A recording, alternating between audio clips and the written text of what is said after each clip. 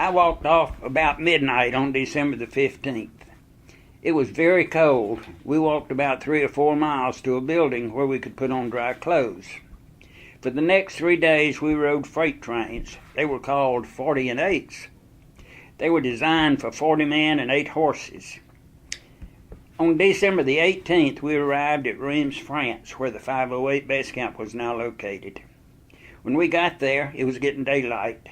The first thing I saw was the 508 loaded on these big trucks. They were these big 18-wheelers. No tops, no sides, just a little rail on the side about 3 feet high. 50 paratroopers per truck, standing room only. Before I got on the truck, I met my squad leader. His name was Don King. I had 1 K ration in my pocket, and I ate it as I got on the truck. I knew no one could see. I knew no one I could see. All of my tent brothers that I was with in England come to France before me, so we got separated, and I didn't see them anymore. We were on that truck for 17 hours. It was drizzling rain, sleeting, and snowing all the way for 17 hours. We went through small towns in Belgium, and people were lining the streets waving American flags and cheering for us. In spite of it all, I was proud to be an American soldier who was going up to keep the Germans from occupying their homes again. Anyway, we went on into Belgium and come to a town, Webermont, Belgium. We were on the outskirts of Webermont, and the trucks pulled by these big pine thickets and stopped. We got off the trucks, drug our duffel bags off, and drug them into the pine thicket and went to sleep. We were dead. As soon as it began to get daylight, they got us up and said we had to get organized. There we were briefed on what the situation was and where we were. Sergeant King, my squad leader, and I got together with the squad, and he gave us the situation as follows. Several German divisions had attacked on the eastern front on the edge of the Ardennes forest on December the 16th. They had overrun the 106th and the 75th divisions.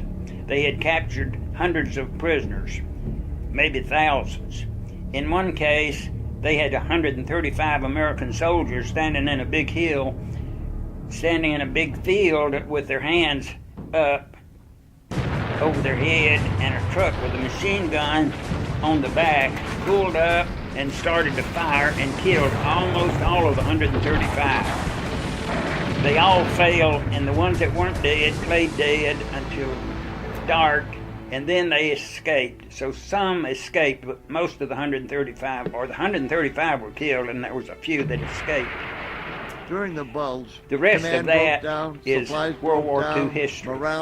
It was beside a town named Malmedy. Malmedy was all over the news in those days about those soldiers being killed. The river was a natural barrier to the German assault that we were expecting. The Germans had been held at St. Vith, about 10 miles east of Vilsams, since the 16th of December by the 7th Armored Division. I think that's the division that Guy was in, but I'm not absolutely sure. It had been decided that it was necessary for the 7th Division to withdraw across the Somme River on Christmas Eve, the 24th of December. The big bridge would be destroyed at 12 noon on the 24th. Many tanks loaded with soldiers on top rolled through town all morning. Also, many children and old men and old women went through. I thought the tanks were coming to help us, but I found out they were retreating from St. Vith. And we were the ones that were supposed to stop the Germans at the river. B Company had dug in beside the road between Vilsam and the river.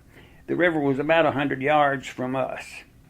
I worked on my foxhole most of the day. I dug it deeper on one end than the other so I could sit in it and put my feet down in the lower end. I found straw and put it in the bottom. We could not see the bridge, but we could hear them repairing it all day. We could hear motor vehicles that afternoon. Big surprise, word comes down that the assault was going to be too big for us to stop, so General Gavin had been told to make a strategic withdrawal of the 508. One platoon of each company left behind as rear guards holding force. The second platoon, my platoon, would be the holding force for B Company.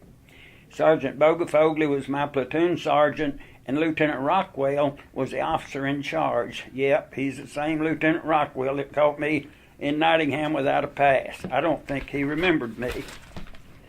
The lieutenant and Sergeant Bogey had been tying grenades between trees all afternoon between us and the river.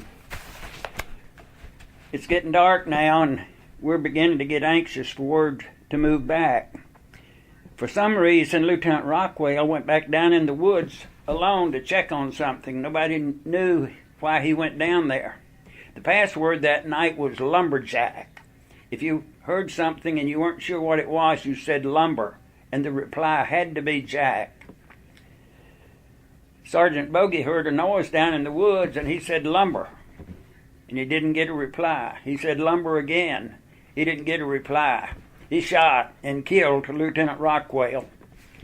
Private Wilson and Sergeant Bogey took the lieutenant's body back across the street to the command post. I saw some hand grenades about that time that they had left across the road from my foxhole, and I knew the plan was for us to move back, and I thought, we don't need to leave those hand grenades there for the Germans.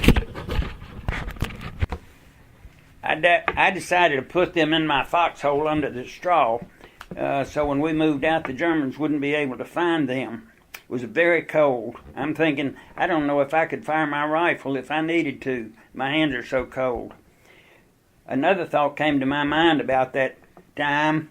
Yea, though I walk through the valley of the shadow of death, I will fear no evil, for thou art with me. That was a great comfort to me at that time. Now it's 11 o'clock. We're anxious for orders to move out. A small plane flies over and drops 2 or 3 bombs. A few minutes later, another plane flies over and drops about a dozen paratroopers. We all began to fire at them. They came right down anyway. They turned out to be dummies. We had given our position away, though. When you fire a rifle at night, a stream of fire comes out the barrel. All of a sudden, a loud whistle blows, like a police whistle. The Germans start to yell and holler. The sky lights up with shells and with tracers. The rifle fire and the machine guns is firing non-stop. Sergeant Bogey on the BAR is firing 3 to 5 rounds at a time. Lyra is on the machine gun and he's firing it non-stop. I'm firing my M1 rifle, and I start throwing hand grenades down toward the river. My hands aren't cold anymore.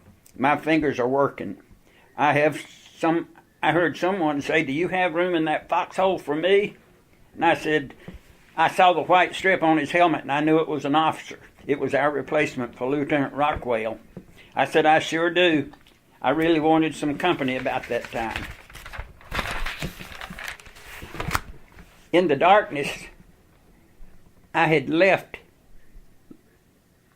felt like I was alone in this battle. The lieutenant climbed into my foxhole, and I felt a lot better now. I told him that he was sitting on about 30 hand grenades. Then we began throwing the grenades down the hill toward the river, and firing our rifles also. All of a sudden, a bullet hit his helmet and knocked it off of his head into the road beside of us. The lieutenant fell down in the foxhole, and he said, "I'm hit." And I'm thinking, I'm by myself again. All of a sudden, he raised up and he said, "Hell, I'm not hurt. If I were hurt, I'd be unconscious." We both started to throw the hand grenades again. I noticed someone sliding down the road on his belly. It was Sergeant King, my squad leader. Sergeant King said, "We have to get out of here. The Germans are in the foxhole next to me." The lieutenant said, "We can't move out of here. We don't have orders to move out." How stupid is he? Sergeant King says, "Smith, do you want to go with me?" And I said, "I'm with you, Sarge." And I started climbing out of the hole. The lieutenant decided he better go too, so he climbed out right behind me. We next crawled down to the road to the foxhole of Wilson first, then to Bogafogli, then to Lyra, then to Ford, and a couple others. There was 8 of us in all. The lieutenant had been given instructions on the way, the retreat, to get out of there. So we go down the hill, we go across the river.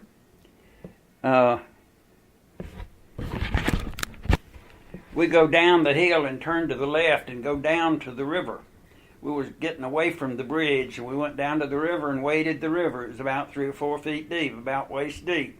I don't even remember feeling cold that night. Your adrenaline does a lot of things for you. We crossed the river and went upstream. That had to be north, so we were going to a little town named Trice Point.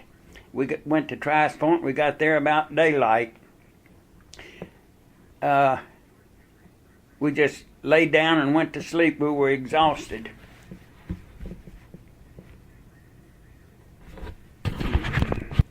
At daylight, the first sergeant, James Smith, came, woke us up and said, "We have to move about a mile and set up a new defense." I had left my backpack and 1 glove in my foxhole in Vilsom. There was backpacks and from soldiers who had been killed in the last few days, so there was plenty of equipment, but there were no gloves. I had gotten separated from everyone I knew. A corporal showed me where to dig my foxhole. I started to dig, but the ground was so hard that my little entrenching tool just bounced when it hit the ground. But eventually I did get it dug. About that time I heard a loud voice say, "Mail call." I couldn't believe it. I hadn't had a letter since I left England about 3 weeks ago. I ran down to where the mail clerk was. He started calling my name. He called my name 26 times, 25 letters and 1 package. I opened my package first. It was from my dad. A card written by my mom said it was my dad's Christmas present for me. I couldn't believe it. It was a pair of leather gloves with wool linings. I have to stop there. Tears were in my eyes, as tears are in my eyes now.